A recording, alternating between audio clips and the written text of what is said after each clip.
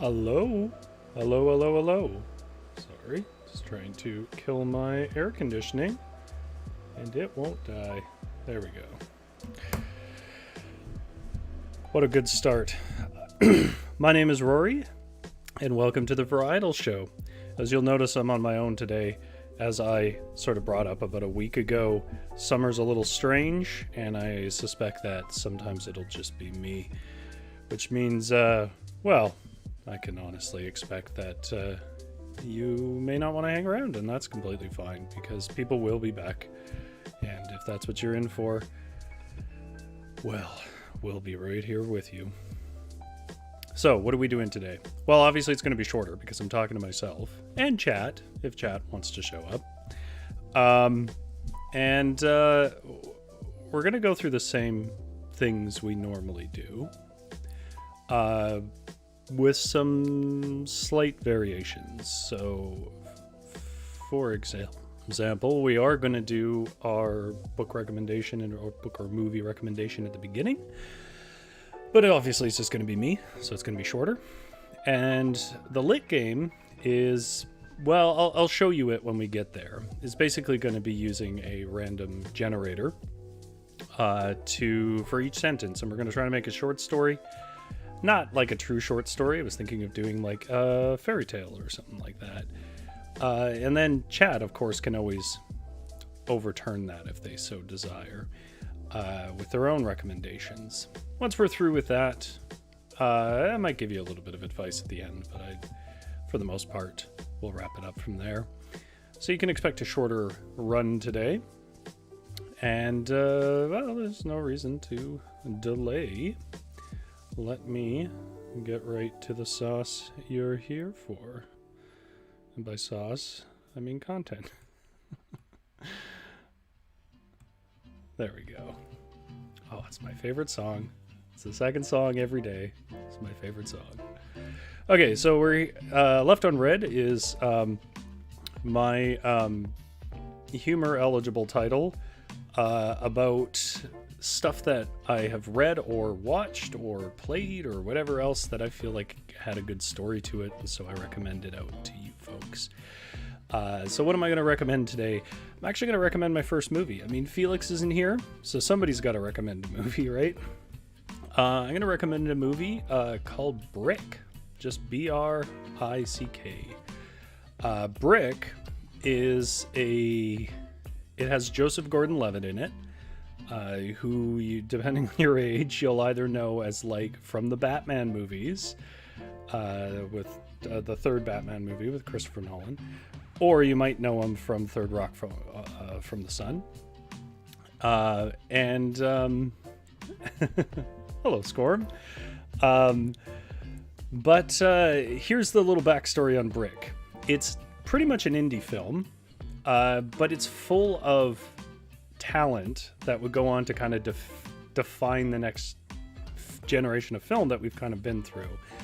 So it has Joseph Gordon-Levitt, but this wasn't when Joseph Gordon-Levitt was known as like a dramatic actor. This was kind of his second, I think. His first was even less known film, where he kind of came out of school after being a child actor in Third Rock from the Sun and wanted to show he had range, as he quite explicitly said. So Brick is a noir film. It's a neo-noir film set in modern day, but it's set around a high school. And it is about this guy, played by Joseph Gordon-Levitt, trying to track down in his high school some nefarious dealings. I will put it at that. Anything more, I think, would give too much away. It is brilliantly written. It is incredibly compellingly, and it's like a borderline thriller. It's compellingly put together. It has such tense and cool scenes. It's got lingo from like noir films. It is such a cool film. It's one of my favorite films. It was directed and written by... Why can I not remember his name? I looked it up before I started the stream. That's how bad I am with names. By the guy who, I guess for some, this is not going to be an endorsement, but the guy who directed Last Jedi, the guy who wrote and directed Looper, I wish I could remember his name. This was sort of the movie that made him. It wasn't his absolute first movie, but it was basically his first movie that anybody knows. It's hard to find, but it's not impossible to find. So I strongly recommend Brick. It's one of my all-time favorite movies. I do have it on DVD, but that DVD is in storage, so I can't show it to you. Yeah, that's my recommendation. Brick with Joseph Gordon-Levitt. It's from about probably 15 years ago now, but in my mind it's 5. And that's my recommendation for Left on Red. All right. Well, it's always good to see Suki and Scorm and GS in the chat. It's good to see you folks again. There's Kataru. Hello, Kataru. Kataru, I have a gift for you, but I'll talk about it off stream.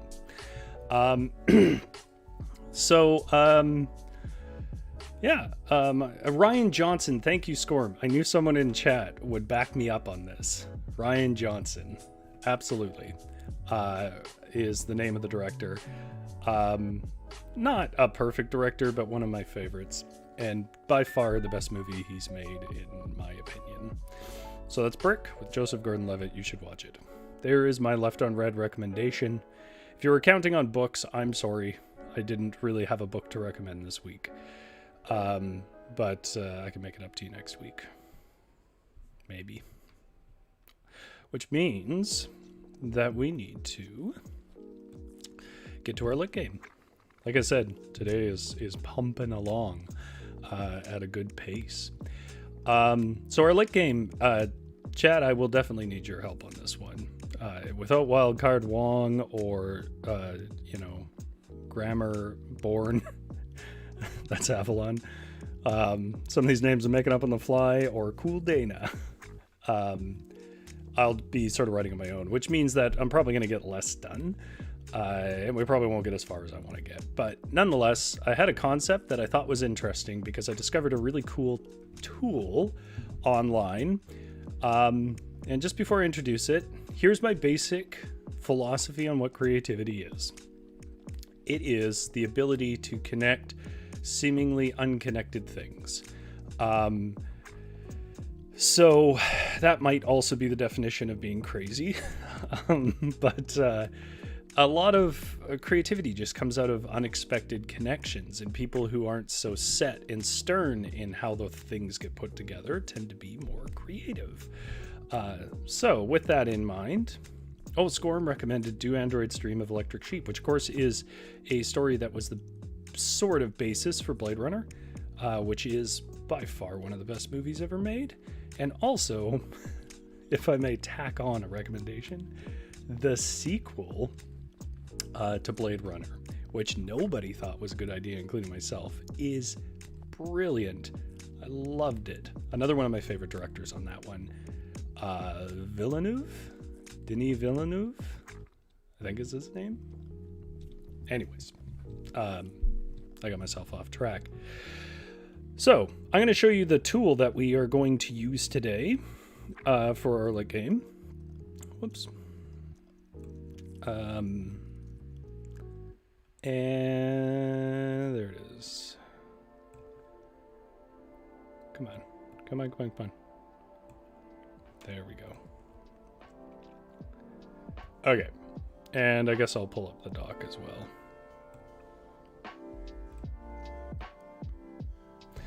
So, I know it's a little hard to see on the screen there because it's kind of small for you, but if you want to see it yourself, it's randomwordgenerator.com. It generates random words. Qatar doesn't agree on Blade Runner. I love Blade Runner.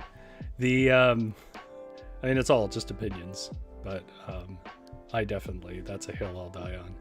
The random word generator, basically, it gives you all these filter options, which we're not going to care about, but I just generate random words and it gives me words. But that's not all it does. I can generate random nouns, verbs, names, sentences, which is kind of nuts, He found the end of the rainbow and was surprised as when he found there. Some of these sentences are clearly from news stories. Some of them, I don't know where they're from. A lot of them are misspelled, so I think it's just pulling from the internet.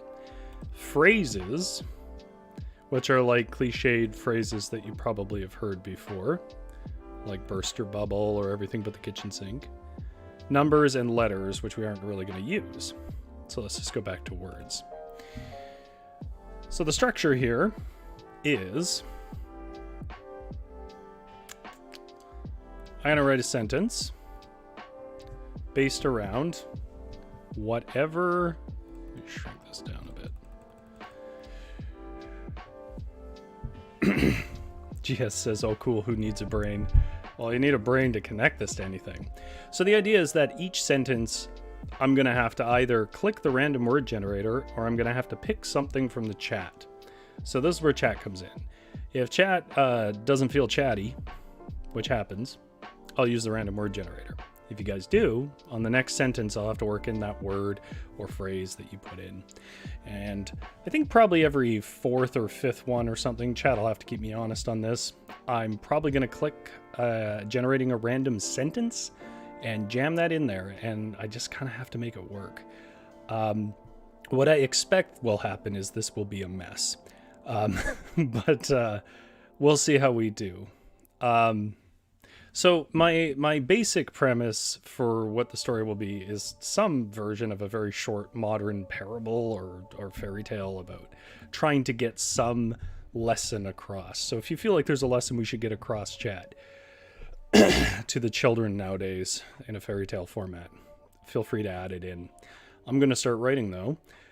So the first word up is inhibition. Well, there you go. That's what kids, that's the word kids like.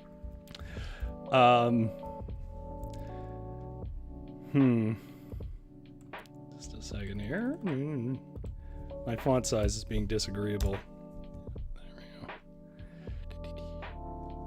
There we go. Okay, so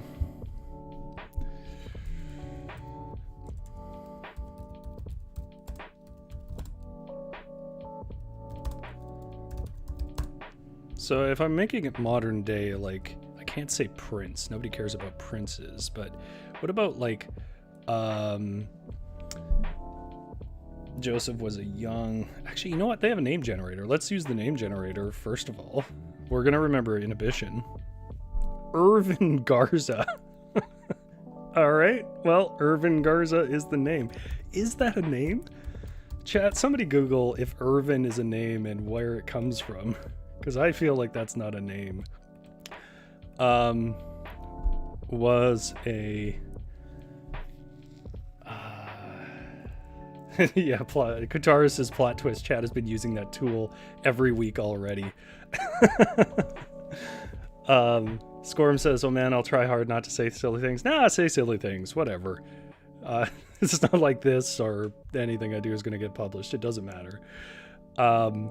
Irvin Garza was a young, like I was saying, you can't be princes. So the modern day, like, princes that people want to be are like children of billionaires or millionaires.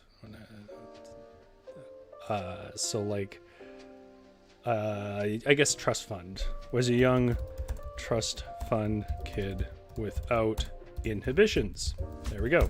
I've worked in the word. Prince Harry is everywhere.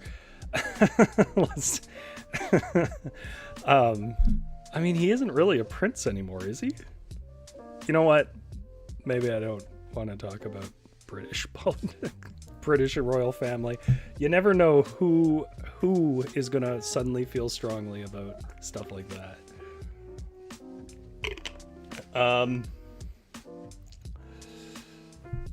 All right, so Irvin Garza was a young trust fund kid without inhibition. So we go back to the word generator and see what our next sentence, transition. Transition's not a tough one. However, now the question is, do I want to go full fairy tale and try to like sell magic, or do we do the modern thing where like technology is magic? Or do I stop overthinking it and try to keep this moving instead of bogged down like every writer likes to do? I'll tell you what, Kataru, I'll work Prince Harry in, because surely he'll be in parties with Irvin Garza. What a name, Irvin Garza. Irvin Garza was a young trust fund kid without inhibitions. However, during his transition to a graduate of, I mean, I want to say Harvard, but it feels very uninspired. But whatever. This is not the place for inspiration. However, during his transition to a graduate of Harvard, he didn't think this through. Faced no backspace for me. He faced. Well, it's always about getting married in fairy tales. The challenge of finding a woman that could tolerate him. However, during his transition to being a graduate, being important verb there, a graduate of Harvard, he faced the challenge of finding a woman that could tolerate him. Totally my next D&D character's name, Scorm says. Irvin Garza? Oh, God. Random word. Finance pony. Is that like a pony who does finances? All right, give me a minute. I gotta think about what finance pony involves.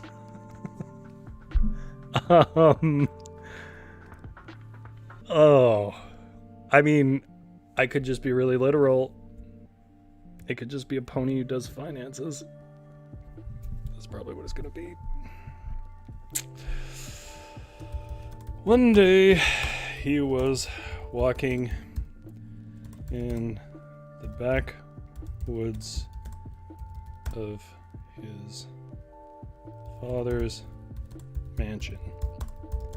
And he found a gilded stable with a bespectacled... I mean, bespectacled is a word, right? Yes, it is. I'm just spelling it wrong. With a bespectacled finance pony.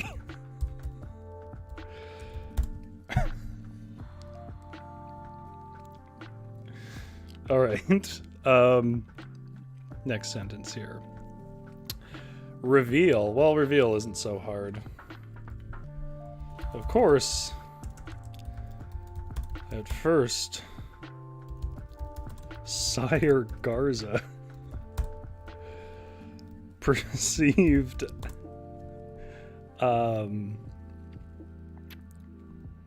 this to be a normal pony until it spoke and revealed it was a pony of employment. Of employment. I wanted to say of employment true, but that doesn't make any sense. It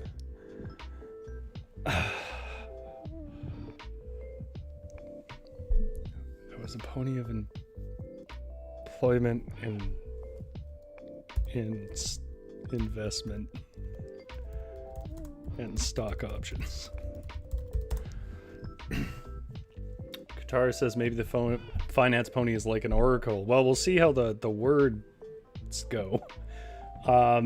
It gives cryptic investment advice. I like that idea.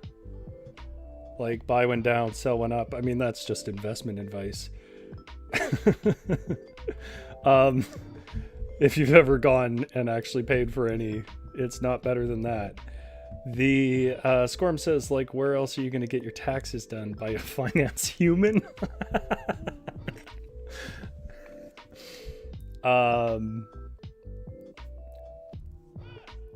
Okay. Well, I mean, nothing better to do but roll the dice. Species. I mean, it feels like it's working with me here.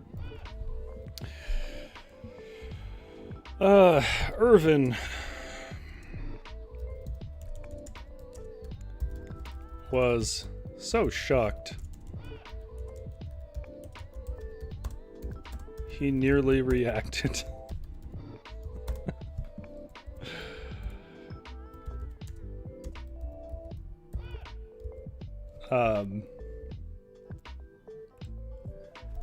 But he kept his smug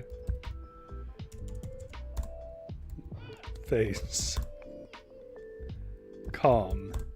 Well, he said,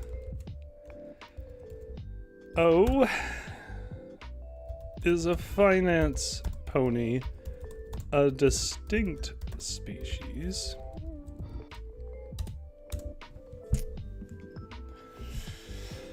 All right. I mean, I keep checking chat. I don't see any new words, so I'm going to go back to my dice roll here. Influence.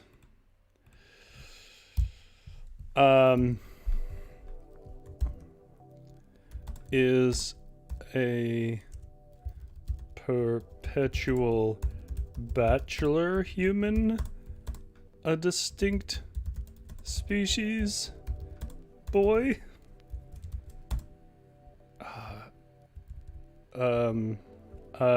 Well, I gotta work influence in, because that is technically a sentence. I was gonna continue it, but that'll be a different sentence. Is a perpetual bachelor human with no influence outside of his father a distinct species, boy? Oops.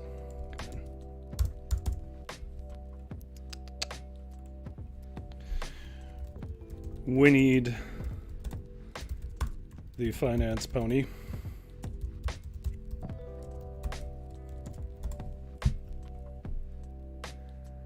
Just fleece it out. It says, did his dad own a smarter, better finance horse, not some measly pony? Wrestling architecture. Oh, oof. All right. All right. That's the first really challenging one I've had, so I'm going to have to think about that. So, did his dad own a smarter, better finance horse, not some... Maybe this is his dad, because he is on his dad's property. Maybe this is his dad's finance horse. Finance pony. I'm not sure what. Or maybe he's also... even better. It's a trust fund pony who's gotten into the family business. Now, I realize that a pony is not just a young horse. But I don't care, because I'm writing a story, so... what we could say is that the finance pony is actually just a younger person, a younger equine, is that it?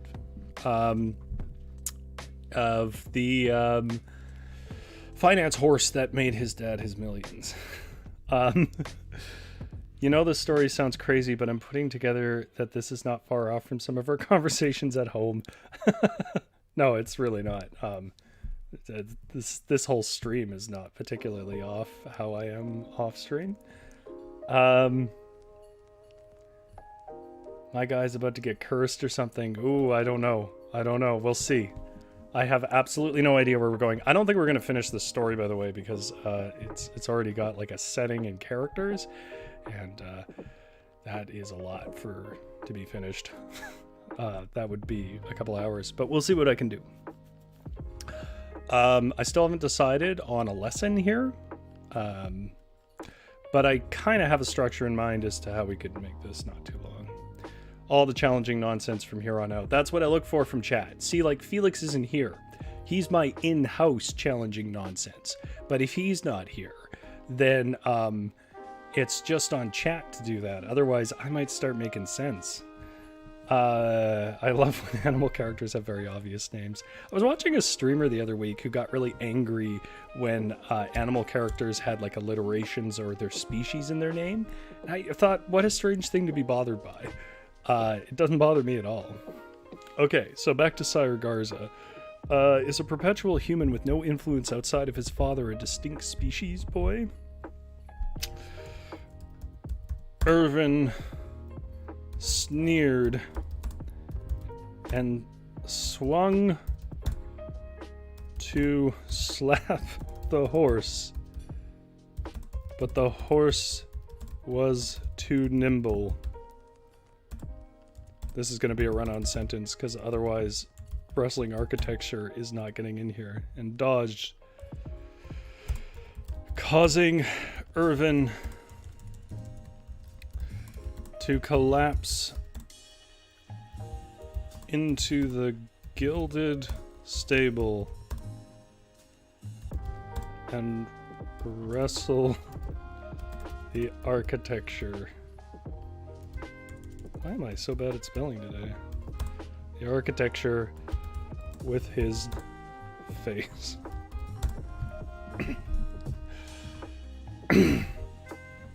Yes, Scorm says, yeah, this is already turning into a pretty rich world for one writing session. So many layers. Rich is a friendly way to put it. Convoluted.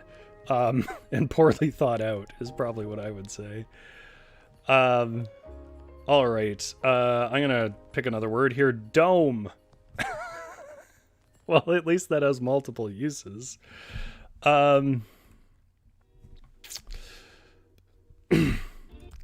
Irvin spun over and sneered at the finance pony, saying, "You better watch your mouth, or I will dome you, bro." I like the idea that he's like a bro. This isn't like a random thing, because he's, you know, he's a trust fund kid. Just fleece it out. Kicked out of the ice cream police during training for licking too many cones, so his last-ditch effort is to chase fortune and glory was soul-crushing finance management for a trust fund baby. Wow. I like the backstory. I don't know if I can work all of it in, but in the back of my head, that's the canon. Just fleece it out. The canon is he really wanted to be an ice cream police. If you guys missed it, by the way, Ice Cream Police is probably the most persistent meme that's ever come out of any of these shows. Where that was Felix. Kind of seemed to forget what we were doing and just put in a random thing in a story that had nothing to do with the police and almost nothing to do with ice cream. All right. Now that's a sentence I've never read before. Yeah, no kidding. I think a lot of us have wrestled the architecture when we've gotten into our cups. I'm not sure what you mean by that, Holly. Okay, generating another random word. Issue. Oh, wait. Chat just got in. Non-entity. I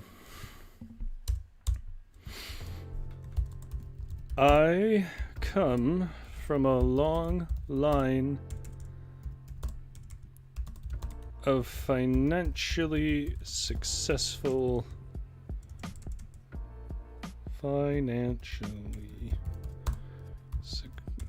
what is my problem today?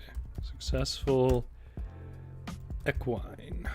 Equine is the word, right? I'm not suddenly forgetting taxonomy here.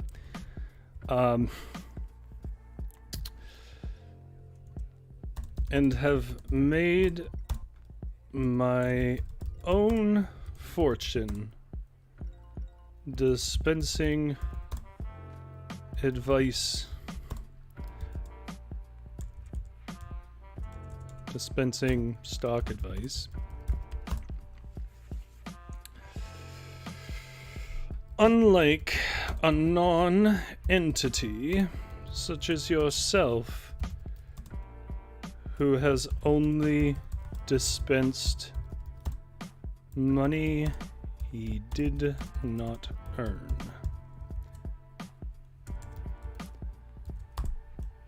Snorted the finance pony. There's not going to be a point to the story. I can feel it now. There you go. Non-entities in there. Okay.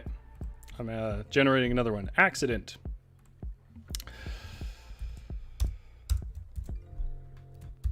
Oh, yeah? Irvin,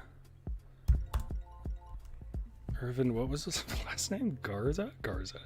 Irvin Garza retorted as he clambered to his feet. And how is it that you came to live in the middle of my father's woods? By accident? Perhaps? Got lost? This is just kids being dicks to each other.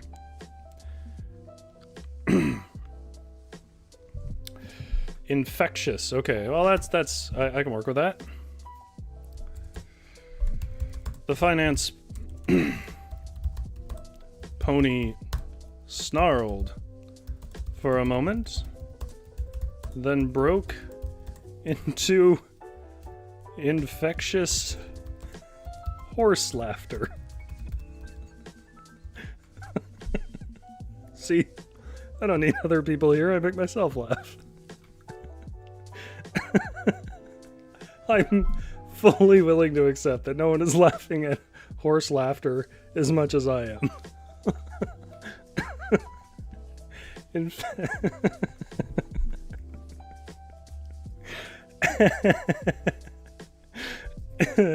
Then broke into infectious horse laughter. And see, that was my infectious horse laughter. And said, "All right, then.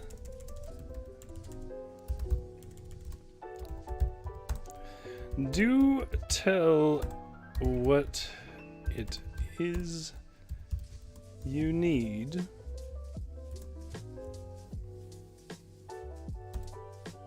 Sure, we'll leave it there. Yeah, Holly caught it. Rory demonstrates infectious horse laughter. Look at my guy go using that suggestion like it's not a weird-ass word. Holly's house says nefarious. Now we know the secret of how Rory writes his short stories. You know, man, I don't really have that much of a ritual. I know some writers do. I mean, I would probably be the kind of person who could write on a stream, like an actual serious thing. I think it'd be incredibly boring. Because like we're being silly and you have a role here. If you were watching me do actual writing, you have no idea how dull that would be. It would go on for 4.5 hours and you would mostly be dealing with silence. But number 2 is, obviously, I want to show you guys finished products. Seeing early drafts of stories kind of wrecks the final product, so that's stuff we keep behind the curtain. Okay, so nefarious. It was then that, I like how I'm getting into these voices, Irvin hatched a nefarious plot. Now here's where I'm going to pull from fairy tales. There's going to be a whole character exposition here, unearned. For he was a boy of scams, not of proper character. Kataru says campaign strikebreaker.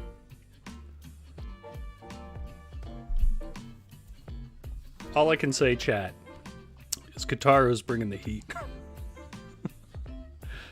Campaign strikebreaker. I mean, it's definitely in their world, isn't it? But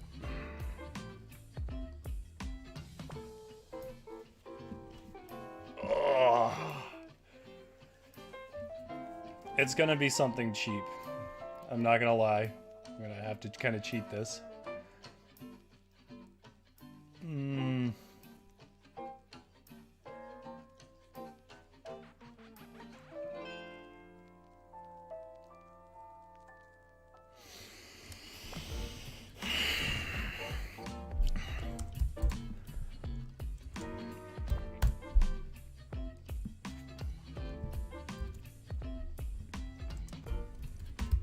Irvin continued after dusting the branches from his Gucci shirt.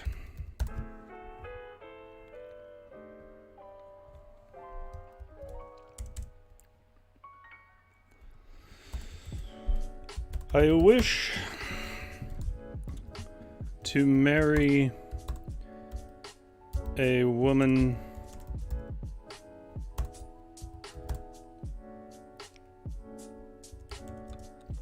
but her father commands an army of campaign strike breakers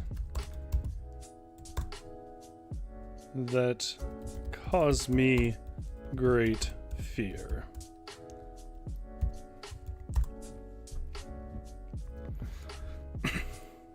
Okay. Cause my great fear? Cause me great fear. Okay, we'll do a roll here. Movie. Oh god. I just needed one good one so I could get to the end of this dialogue. Movie. I wish to marry a woman, but her father commands an army of campaign strike breakers that cause me great fear. I wish for our wedding to be as the movie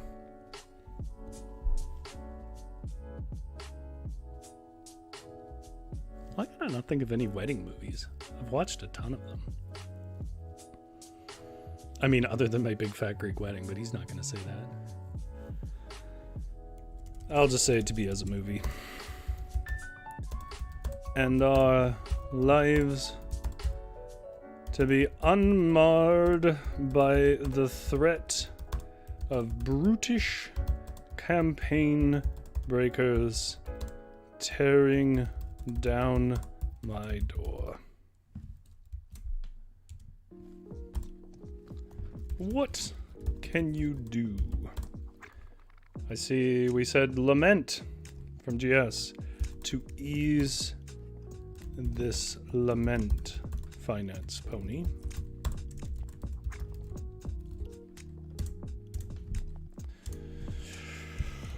All right, let's throw a curveball. Walmart. I mean, at least it's set in modern times, so Walmart's not unheard of. A Hallmark movie. Oh, we won't use movie twice. Hallmark,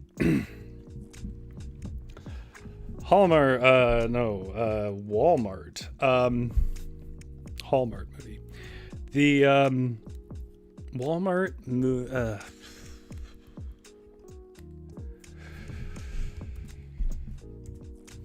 the finance pony pondered for a moment, then spoke.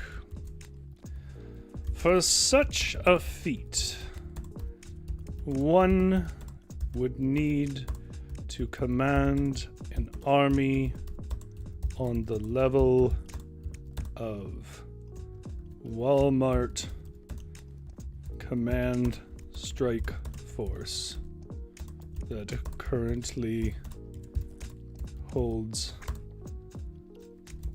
the Middle East in its iron grip.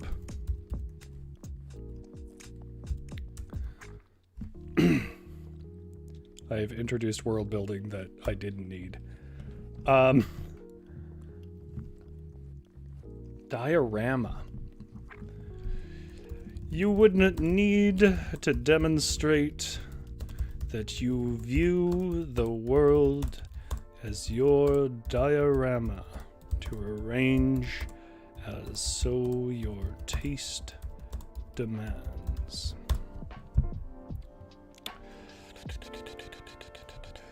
Vehicle. Can my advice be a vehicle to such ends? Indeed.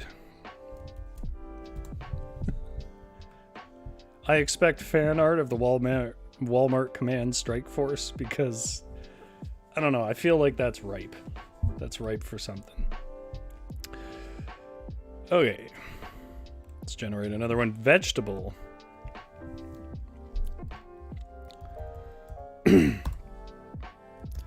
But before I can offer such advice, you must bring me 3 magical vegetables. For though I am wealthy, I hunger for the fresh fruit of forage in the forest. I'll admit, I did that for the alliteration. Gravel supplement.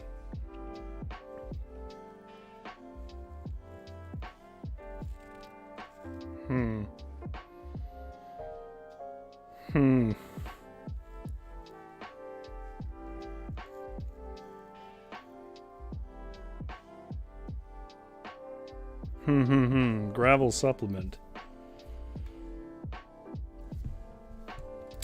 Irvin was unaccustomed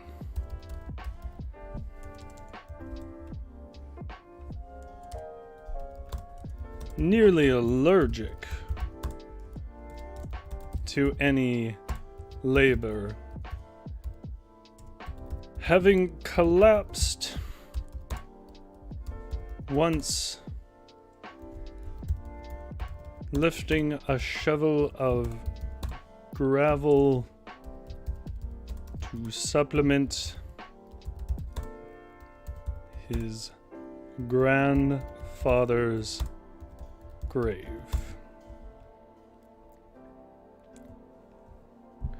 Do horses eat gravel supplements like birds, or do you mean gravel? Like, oh, it doesn't matter. It's gravel substitute. Now, I realize I kind of cheated there and added a 2, but I feel like I get like a B minus or a B plus maybe. Okay.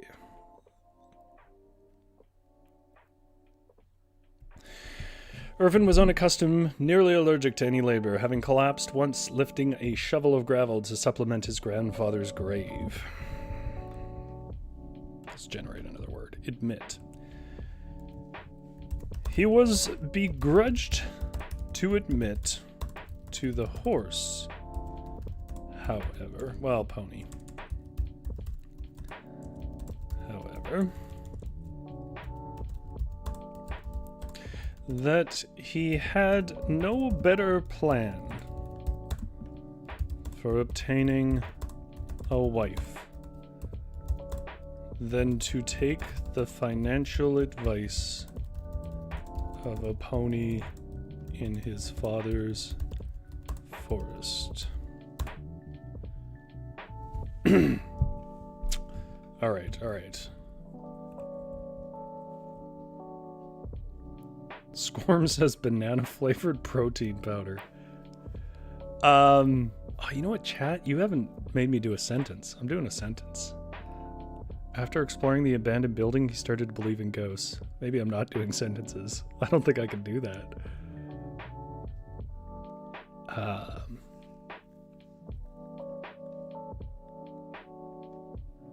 I think the only way I can work that in is just as a phrase. The finance pony was clever, however. Was clever. Let's take out however. Too many howevers. And made the proclamation after exploring the abandoned building. I'm going to change this slightly. One starts... Ooh. My keyboard froze there. It's okay. It's not like this is a really expensive laptop. That's sarcasm. It is. One starts to believe in ghosts.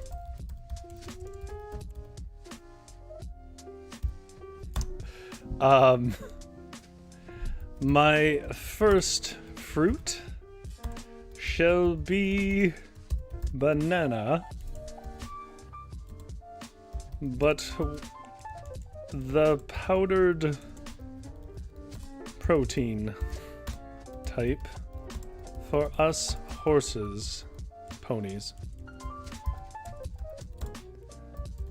must tend to our mass.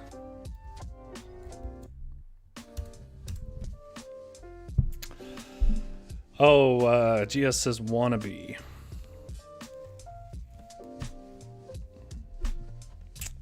Okay.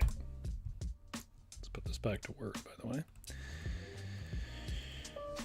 Oh, I'm going to give us like another 6 or 7 minutes here, and then I will wrap up.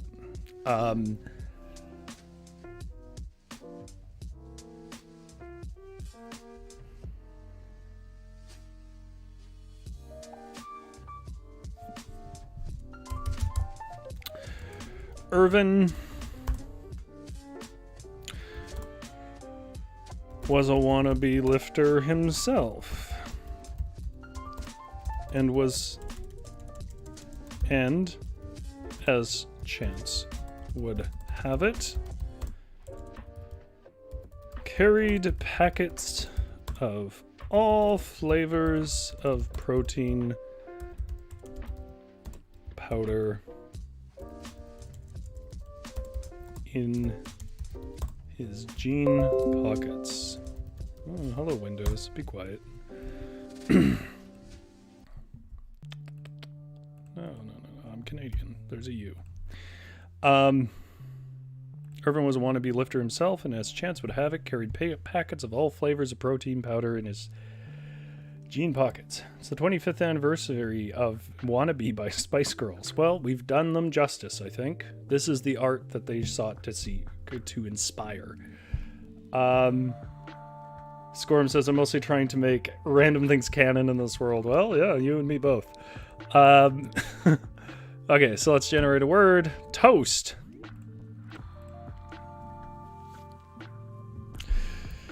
He handed a banana. Well, I don't need to reiterate, it's obvious. He handed a packet to the horse from his pocket and said, bro, this stuff is mad good when your lats are toast. Now, what is the third, let's do that. What is the third fruit I shall acquire?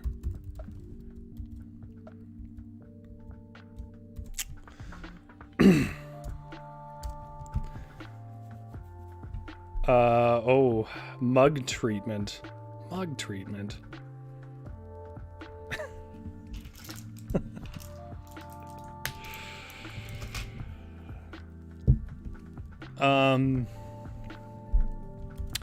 When I find fillies in the field, I like to give them the mug treatment. The finance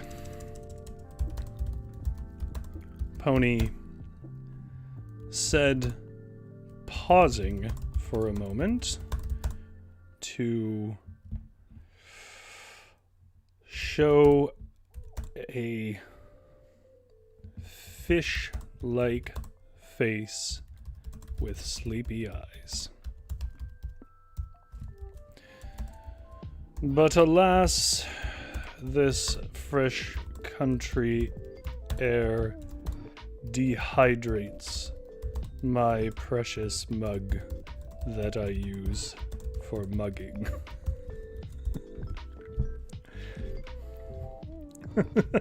Scorm says call Kutaru butter because they on a roll. Fish like should have that. That should have a comma. Okay, roll again. Budge.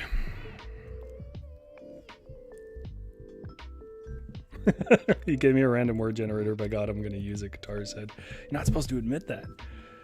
Holly's House says, Richard Simmons sweating to the oldies. Oh my God, that takes me back. Okay, we're running tight on time here. Okay, so alas, this fresh country hair dehydrates my precious mug that I use for mugging. Budge. I need a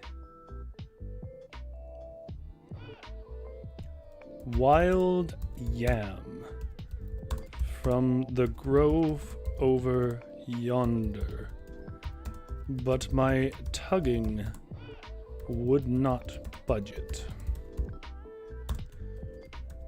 Retrieve it for me, and I shall continue my gains in mass whilst I wait with this VCR and its copy of Richard Simmons sweating to the oldies. The horse prodded the VCR with its nose. Oh my God.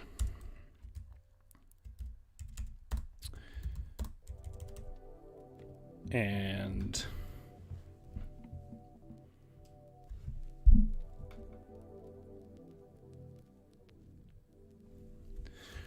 Roy Orbison's dulcet falsetto filled the air. I realize that's not a random thing. Oh man, I could have yam fries right now. I read that as yarn fries first. Cinema.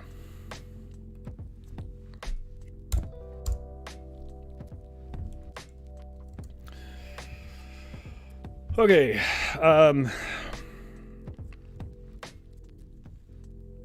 we're almost at closing time here, guys. So I'm gonna work towards the end. Irvin, I guess to continually forget this. Irvin tore open his shirt to reveal his muscles, as he had seen done in the cinema, and said, "No yam is a match for this man."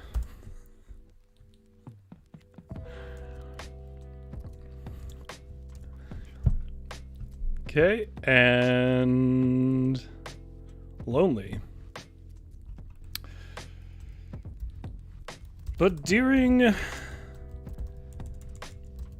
the hike over to the grove, Irvin felt lonely most of all. Lonely for the partner he could not land, and lonely in that he faced labor but had no one to delegate to. Yeah, man.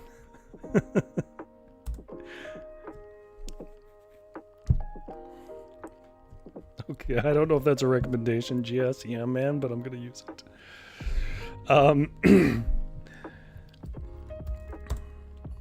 He was indeed as the wild yam, alone and firm in the soil. He was the yam man. I'm going to be the first to say we have deviated.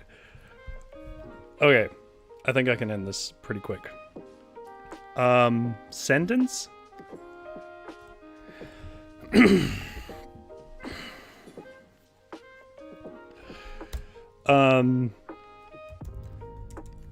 When Irvin reached the grove where he would serve his sentence from the finance pony, kind of bending the use of the word there,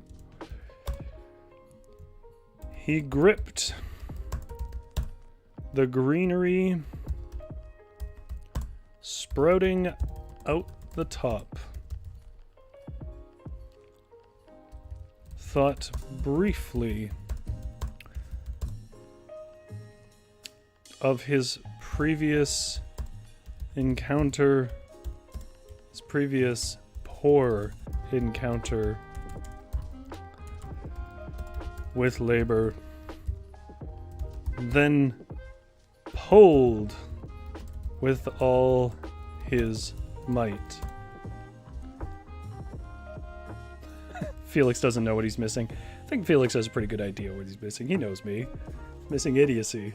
It does feel like an end's approaching. Yes. Okay. Next sentence. Tube. Oof.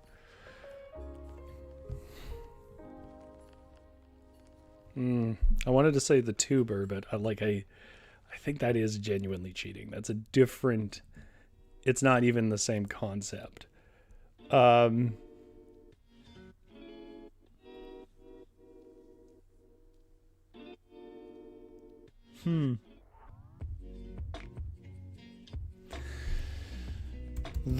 the boy could deadlift near his weight, his biceps were but show muscles, tubes of vanity. Unprepared for the labor of pulling a single yam. Tubular yam. Tubular dude. That's my one-time character of 90s joke. Inhibition. No, we started with inhibition, didn't we? Random word generator. Double checking this. If it did it again. No, I'm not doing inhibitions again. Come on. Run. For the finance pony knew this, as the finance pony was merely the son of the finance horse. There we go, I worked it in. That had made the boy's father rich. But was on the run for tax fraud, as all he knew was scams, just as Irvin did.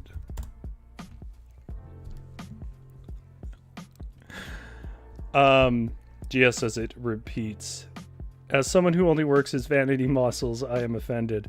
As somebody who does rock climbing, which is all functional muscles that look super weird, that's fair. All right. Random word generator. Landowner. Landowner. There, it's giving me gifts here. Just as Irvin did. Not that Irvin did. I think that sentence was probably one of the messiest I've ever done. For Irvin was a land owner, not a land worker or caretaker. And the sudden exertion of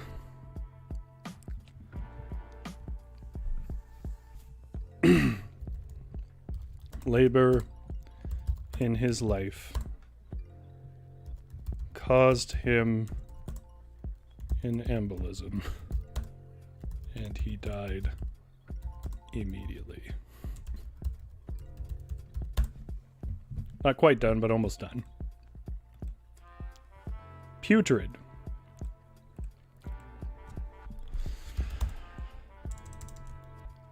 This outcome was foreseen by the finance pony, as it, too, was a putrid fruit. And as we know, putrid fruits make fruits putrid.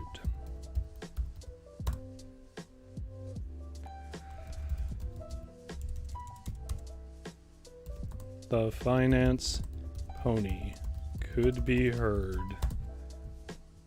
Okay, we'll just do a verb this time. Could be heard expanding its empire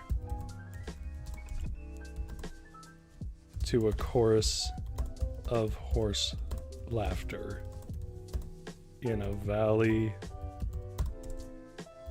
off from the grove where Irvin laid.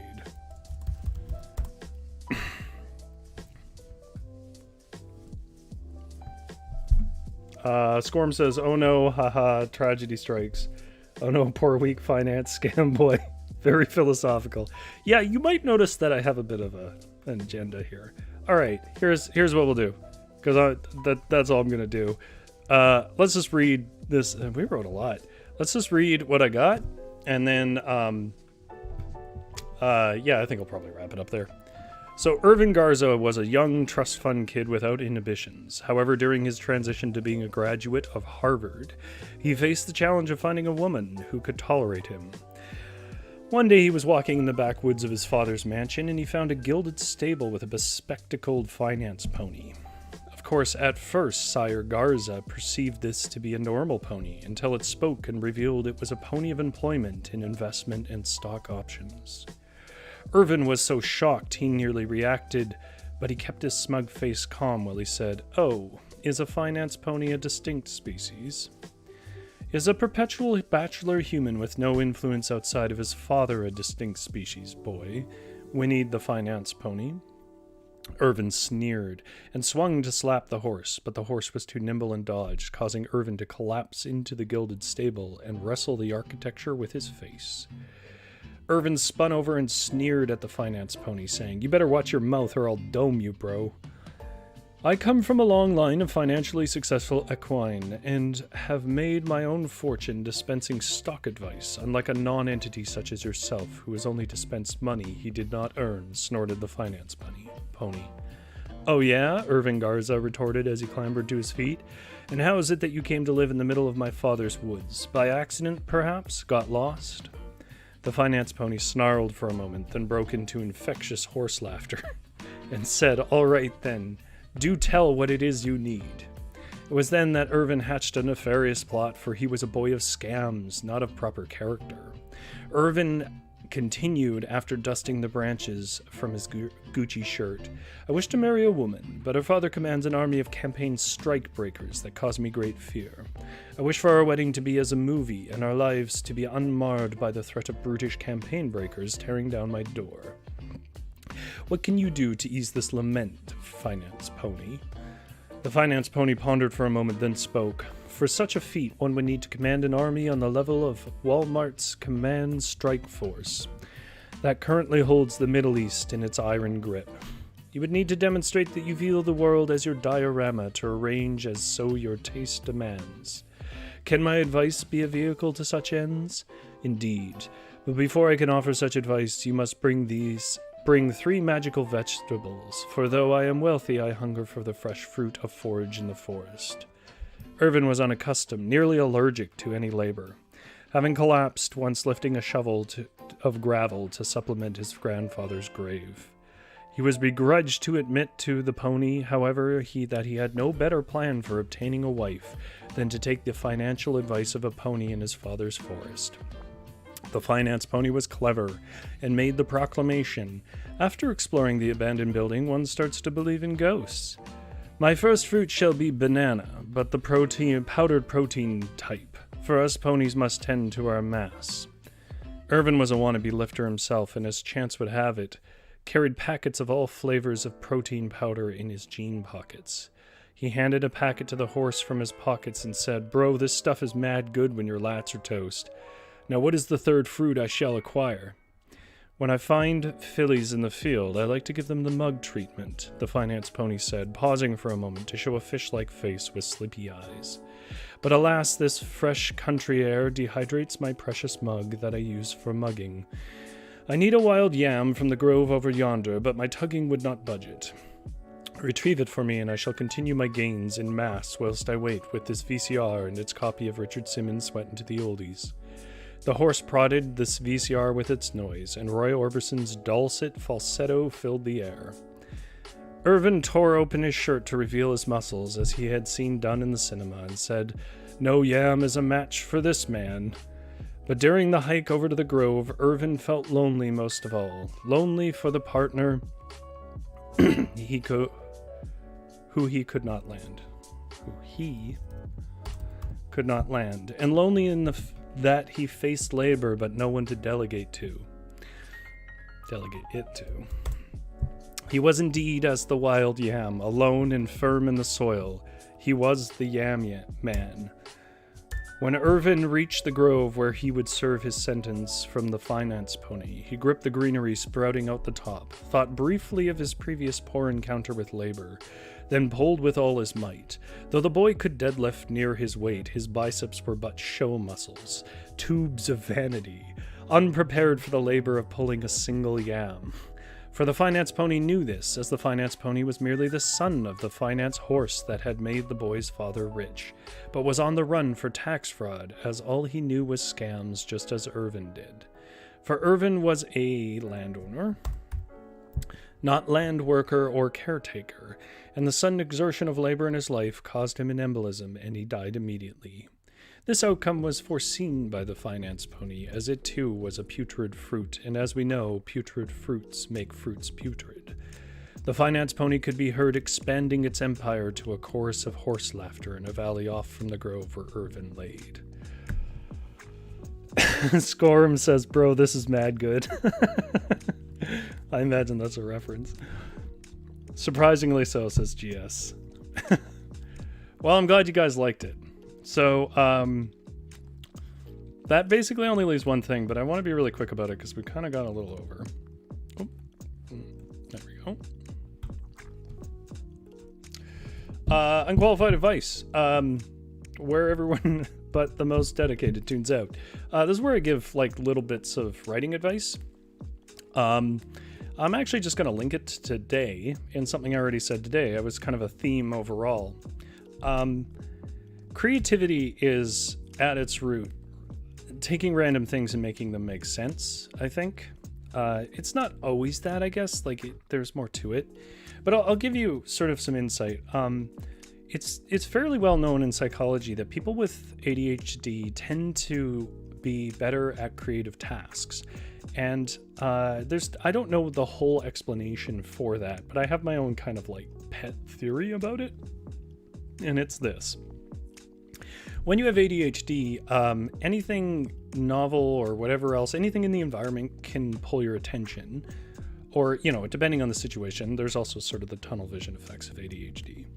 And what that means is, unlike people who have a more strict and focused way of looking at the world, who will continue to see the patterns that people say are in the world, people with ADHD are more likely to start to connect things just in their environment together because they're kind of absorbing everything all at once. In other words, it's the difference between playing a game of Scrabble where you're just putting words together and like scrambling them on the table all at once and just trying to pick words out of it, seeing where they collected together and shuffling them around. You know, you're going to get more interesting things that way, whereas you're only going to get the content of just your previous history if you're a little too rigid. So my advice to you is to it's not necessarily to be ADHD. I'm using that as an example. My advice to you is to be a lot more whimsical and creative and less structured when you're in a creating phase. So I said I didn't really have a pattern or a ritual when I write, but I do have this, which is I kind of see it in two phases. Nietzsche actually had a theory about this where he said it was the difference between being in your Dionysian state and your Apollonian state. In other words, your difference between sort of raw associative creative behavior and your more logical refined behavior. And the thing is, that's kind of Dionysian state. Dionysus was of course the god of wine and ritual, trance and music, party god who did crazy things. Apollo pulled the sun across the sky and was the god of, you know, sort of basically logic and mathematics and things like that. And so my advice to you is that if you are starting any creative project, not just writing, to start with as whatever you need to do to kind of forget any intention you have for it and just start writing out words, or, you know, if you're a tape recorder person, reading it aloud, or just drawing some lines on a page and trying to make something out of them. In other words, invite randomness, invite association. And my personal story on this is actually a story that if you read our website, varietal-literature.ca, it's the first story we posted. It was a story from myself. See, I don't remember the name of my own stories. This is how bad I am with names. Fission, Fission. It's the first story on there. You'd have to go to the second page of our stories tab. Fission, I had to write that because I had left it to quite literally the last minute. I had to submit it like the next day, and I'd known about it for months. And what I did was I put on music. It might have been like Dark Side of the Moon or something like that, but something that is sort of facilitates kind of being a little out of it.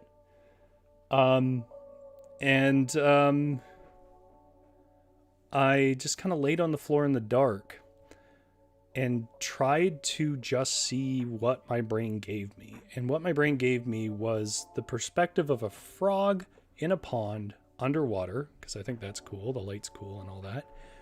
But through the surface of the water, the frog can see an atomic bomb cloud growing. And I really got caught on that image, and then I tried to sort of make something out of it, and it turned into Fission. And that's what I mean. Like, Fission eventually became an editing, giving structure process, but it started as just sort of purposely boring myself by lying in the dark and listening to my own head and letting it make associations. So there's my advice for creative people. Sometimes you need to stop thinking about your intentions and just sort of take raw associations, write them out and see what it is, just like we were doing with our sentences. This took random words on every sentence, and it guided the story in a direction that, you know, sort of was challenging, but I think has its own structure. So invite that randomness. And with that, that takes us to me remembering where things are in this. There we go. Takes us to the end of the show. Well, thanks everyone for hanging out tonight. You guys, chat was extremely helpful. I hope you guys had fun, because I certainly had fun. We'll certainly have people back in the following weeks. This isn't like the dying days of the Varietal show. It's just legitimately everyone kind of had things. Love to Felix, though, because he is talking to agents and stuff. That's part of why he can't be here. So Felix is going to be, you know, rich and famous, and then And then he's probably going to buy all of Chad a mansion. I think that's what he said. You guys can go and find him on Instagram and Twitter and let him know that. Anyways, we've hit closing time here at the Varietal. I have actually put up the 4th part of my story, The Deadwood Reaches. The link is in the description. It's been in the description for a while and it's been a dead link. But now it's actually live. Scorm gave me a piece and said, party god, I'm assuming with Dionysus, because I am not a party god. Kataru said, thank you, Rory, love torturing you. Well, thank you, Kataru. You were strangely proficient at it. So check that out. If you haven't read the other 3 parts of the story, they're all about 1,500 words long. It's not an overall very long read of The Deadwood Reaches.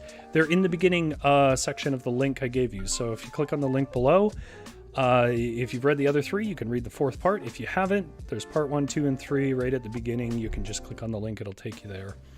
And check out, because it's kind of dominated the month of June and now a little bit July, by story The Deadwood Reaches.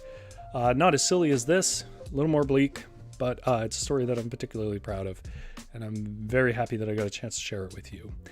If you don't already, follow us on Varietal_lit at Instagram and Twitter. If you haven't subscribed, subscribe. And if I can get a light spike for killing off a trust fund kid by having him pull out a yam, I would really appreciate it. Everybody, find some air conditioning because it's still warm. And it's been lovely hanging out with you guys tonight. I love you all very much, but the Varietal is closed. Until Tuesday, take care of yourself.